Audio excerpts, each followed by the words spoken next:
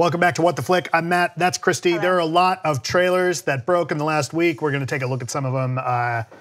Which one first? Summer is coming. Summer is coming. Ergo, summer trailers are coming, and one of the big summer movies that everyone's looking forward to is The Incredibles 2. It's the sequel to The Incredibles. Take a look.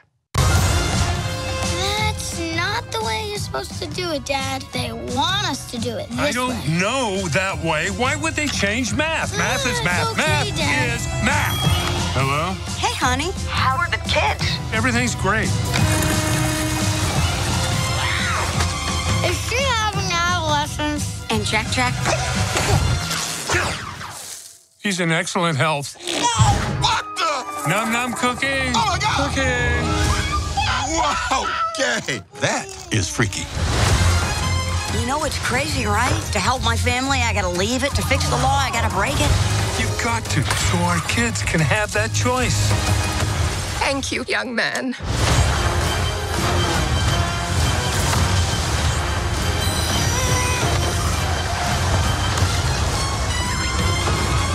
Combustion imminent? What does that mean? Ah! It means fire, Robert. Brad Bird. Looks like fun. Brad Bird back in multiple ways. Yeah, I'm going to make a prediction on this particular trailer. All of those scenes where they're in the red costumes, I think that that's going to be the opening 5 minutes of the movie. I am going to predict that the movie opens up right where the last one leaves off with the Underminer showing up and threatening everybody in his big, like, kind of drilling machine thing, and they all fight him because we see different suits later, right? We see Mr. Incredible and Elastigirl in different costumes later, and I think that that's later in the movie, but I think a lot of the action we see that the kids are in is right off the bat. Interesting. That's but they're going to move into a different house. Like that super cool mid-century modern, like, Bond villain lair. Yeah. That's my favorite part of the whole trailer is, like, I want to live in that house. Even with those old appliances, I'd be with the fine old with appliances? That. I just wouldn't cook. And all that sunlight? That's totally all that light. fine. That's a hard room to, like, keep cool. Oh my God, it's so cool though. I mean, cool aesthetically. Right? So this looks fun. I mean, yeah.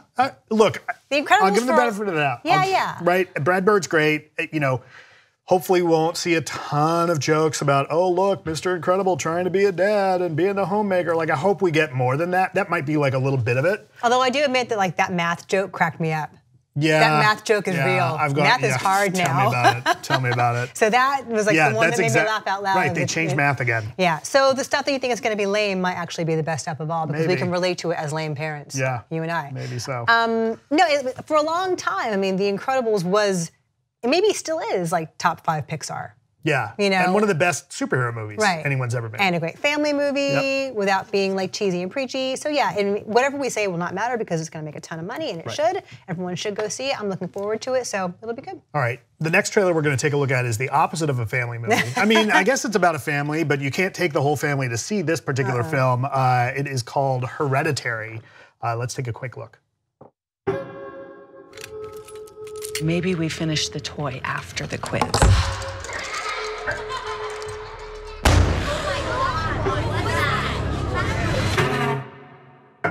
My name's Annie. My mom died a week ago. She was a very private woman, and she wasn't altogether there at the end. Who's gonna take care of me? You don't think I'm gonna take care of you? When you die. Sorry, I recognize you from your mother. How is your relationship with your daughter? What? Peter? Charlie? Are you okay? Charlie? Please stop. Charlie! Charlie! Please stop. Mom? Charlie! Mom? What's happening? Stop! This movie looks creepy as hell. Oh my God. So this played at Sundance. This was a midnight showing at Sundance this past year. Okay. And like, I was not there, but just I understand from everybody who was, it was just like game-changing, earth-shattering, life-changing. Like, it looks amazing. It looks really dark. It's a great really, trailer. It's edited really well. Right. Because it creates the mood of this movie without really giving away what happens in it. That score sound, I asked you, we were watching it, I'm like, is that Johnny Greenwood? It's not. It's not. It sounds like it. It does. It is Colin Stetson. But yeah, just like the Like the hat. percussive, yes, the percussive nature of the score kind of putting you on edge, and the strings kind of putting you on edge. It is not Johnny Greenwood, but Johnny Greenwood adjacent. But yeah, and Toni Collette can just do everything. Yes. And when she does do horror movies, she's chilling, and yeah, just that kid's scary looking. Yeah. Like I get the impression that like is the kid hypnotizing or mind control or whatever. That shot of the person sleeping with the ants and bugs all over them. Well, yeah, what's real? Yeah, the shot of the person on fire. Yeah, June 8th this comes out, so real soon, a few more weeks and we'll review it.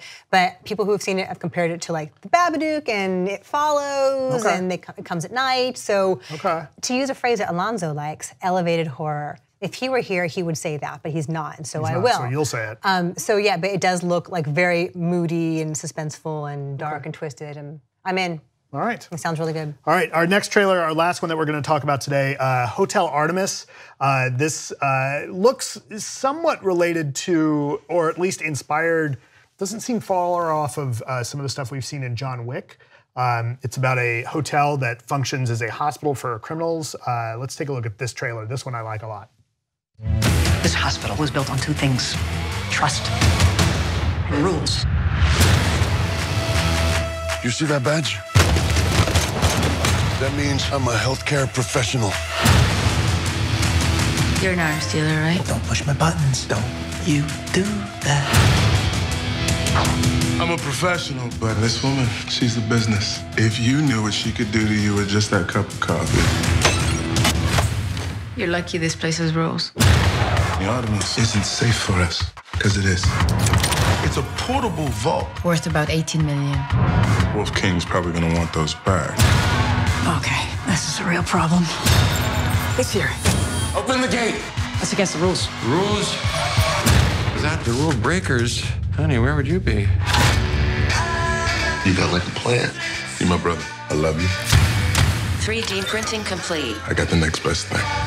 I got a gun. I guess my ballroom days are over. This is an amazing cast. Yeah, this is a great cast. You want to?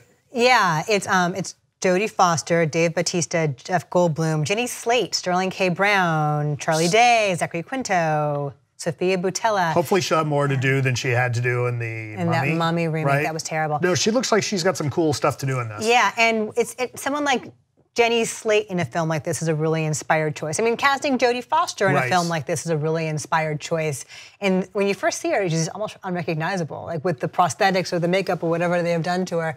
Yeah, it does seem thematically kind of like John Wick. Right. In that it is this futuristic world with very specific rules and this code among the criminals. Right, and we're getting a John Wick spinoff of The Continental about life in that hotel. Okay. And so this makes me think of that hotel. But hey, look, like with this cast, this is the director here is co-writer of Iron Man 3, Drew Pearce. This is his directorial debut. I'm 1,000% into this. You know, we talked about before about wrestlers in movies, and I'm a big fan of Bautista, and almost that alone, but this is a solid cast. And even when they're doing bad movies, this cast is fun to watch. It looks like they're having fun. Right, and it looks darkly funny, and so being really violent and really dark, but also really darkly funny is kind of a tricky line to walk. Right. And it looks like they do that in the trailer. I'm not sure if they can sustain that for the entirety of 2 hours or whatever it is, but maybe this hotel is next door to the Continental. So when you get injured at the Continental, you can go next door and get stitched up. Right.